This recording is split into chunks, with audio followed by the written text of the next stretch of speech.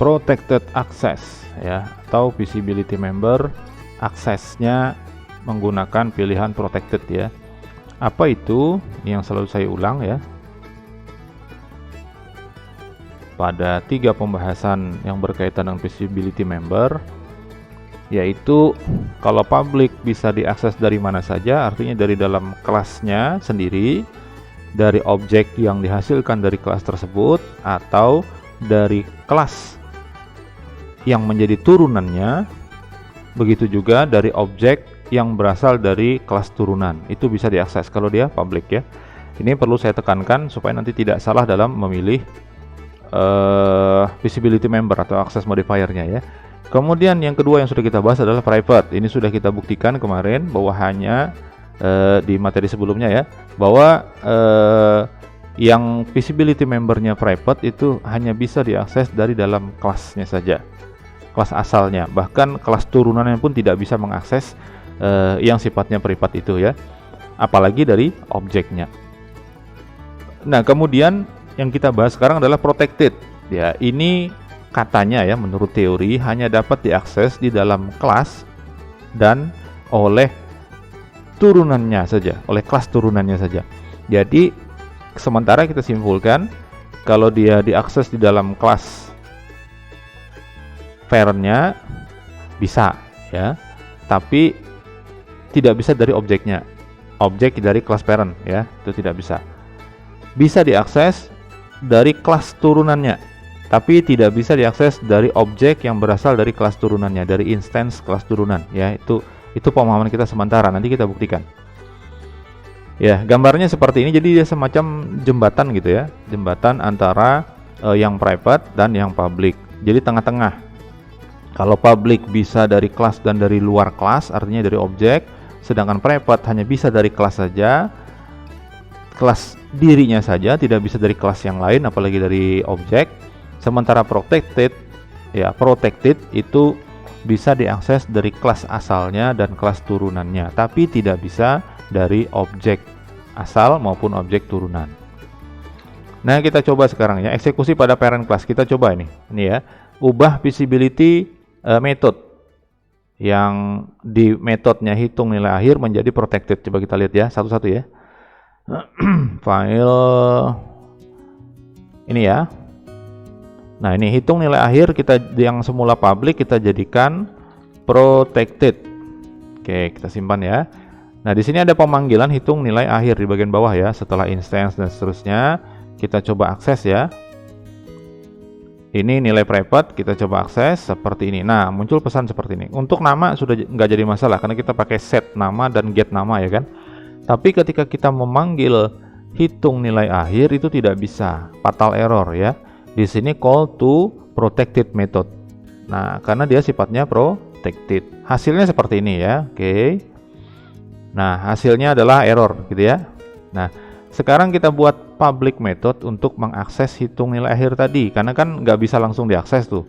Maka kita perlu yang namanya public method. Nah, kita buatkan public method hitung yang dalamnya adalah mengembalikan hasil dari eksekusi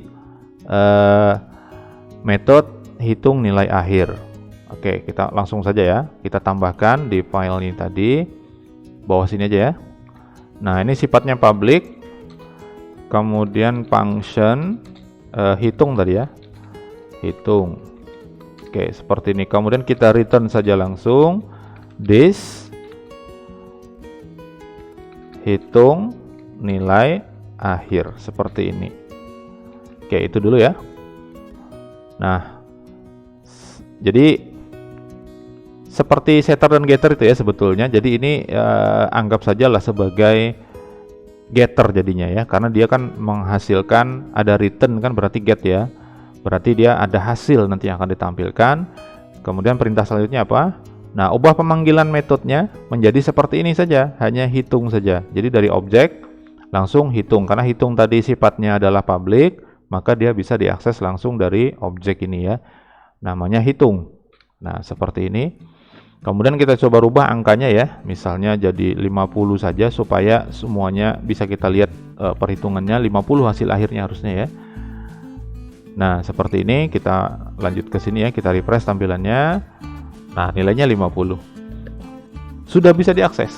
Jadi protected ya.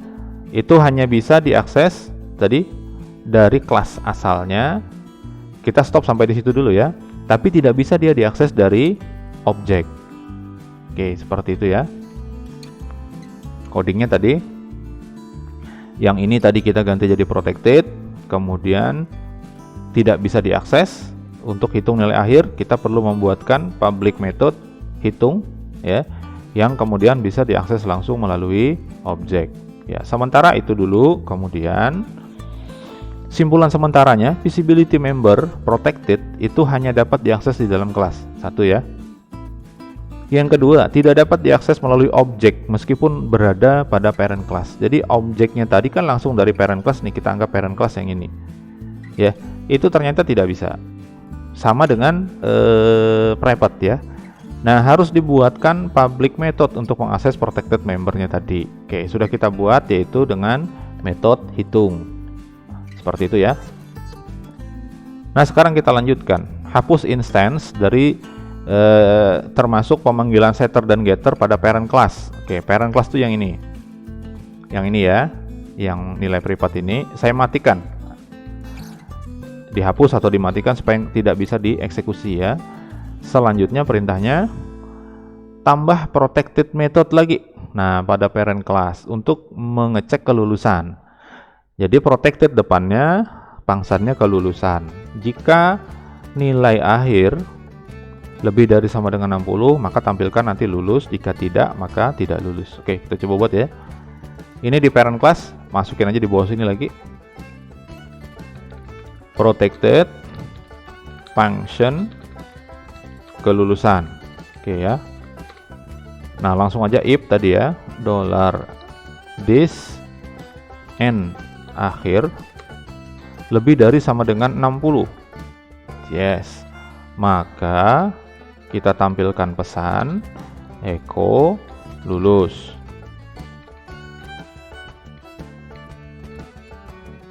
Nah, jika tidak, jika kurang berarti ya dari 60, maka ditampilkan juga tapi pesannya adalah tidak lulus.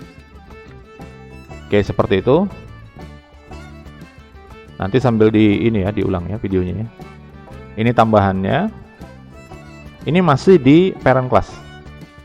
Oke, seperti ini. Ini masih dalam parent class. Kita lanjutkan. Nah, sekarang kita eksekusinya pada child class-nya. Kenapa kita tidak mencoba ini protected kelulusan ini langsung diakses dari objek? Karena kita sudah tahu tadi ya, yang hitung nilai akhir tidak bisa. Nah, apalagi ini juga sama, pasti tidak bisa. Tapi kalau penasaran ya kita coba saja ya. Nah, ini saya aktifkan kembali. Ini kan berhasil tadi ya. Nah, sekarang kalau saya eksekusi nilai kelulusan langsung seperti ini, maka akan menampilkan pesan error nanti. Nah, seperti ini ya, karena dia protected. Oke, kita tidak perlu itu ya. Ya, saya kembalikan lagi. Kita sudah buktikan itu dari awal tadi bahwa yang protected nggak bisa ya, harus pakai public method untuk mengaksesnya. Saya lanjutkan saja. Jadi kita eksekusinya bukan di situ ya, tapi di sini. Eksekusi pada child class. Nah, sekarang kita coba akses metode hitung nilai akhir pada child class. Kita lihat hasilnya ya. Child class itu yang ini. Nah, ini kan masih kosong tadi ya. Nah, ini kita buat seperti ini, kita hitung. Ini kita sesuaikan juga ya. Jadi 60 dulu ya. Sorry. Supaya hasil akhirnya kita tahu bahwa itu pasti 60 gitu ya. Nah, ini ada hitung nilai akhir. Tadi kan di parent class. Nah, di parent class ini kita jadikan protected. Apakah bisa dia diakses dari sini, dari kelas turunan? Kita refresh saja tampilannya ya. Ini kelas turunan. Nah, nggak bisa ya, karena ini sifatnya adalah protected. Maka kita harus ganti. Tidak bisa. Ubah pemanggilannya menggunakan metode hitung. Lihat hasilnya. Jadi kita ganti dengan hitung di sini, sama dengan yang ada di parent class tadi. Sekarang kita refresh lagi tampilannya. Oke, bisa tampil ya nilainya 60. Kenapa begitu? Nah, ini membuktikan bahwa protected itu bisa diakses dari kelas asalnya dia, di parent class, juga bisa diakses melalui child class. Seperti ini, dia bisa ya. Kalau private tadi nggak bisa ya. Oke, lanjut ya. Berarti berhasil nih ya.